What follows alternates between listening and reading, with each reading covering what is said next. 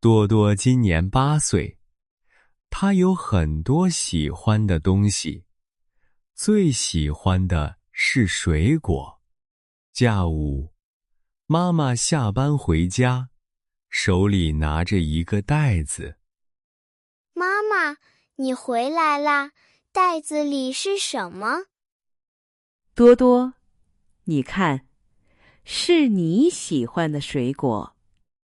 妈妈打开袋子，里面有苹果、香蕉和葡萄。哇，有苹果，我喜欢苹果。那我们洗一个苹果，好不好？好，我和妈妈一起洗。多多和妈妈走到厨房，打开水龙头，一起洗苹果。苹果洗干净了，多多先吃。谢谢妈妈。多多接过苹果，咬了一口，甜甜的，脆脆的。妈妈，苹果真好吃，甜甜的，我爱吃。哈哈，好吃就多吃一点儿，还有香蕉，你也尝尝。妈妈剥开香蕉，递给多多。香蕉软软的，也好吃。那葡萄呢？葡萄也很甜。妈妈拿起一颗葡萄，剥了皮，放进多多嘴里。哇，葡萄好甜，还有一点酸，太好吃了。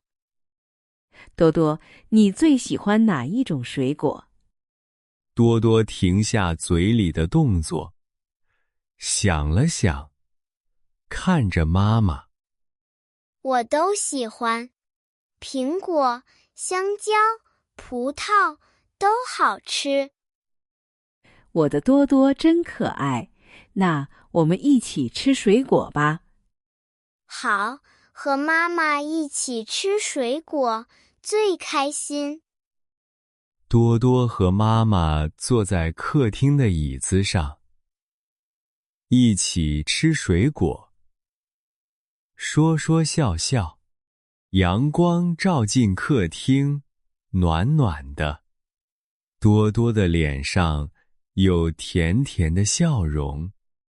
妈妈，明天我们还吃水果，好不好？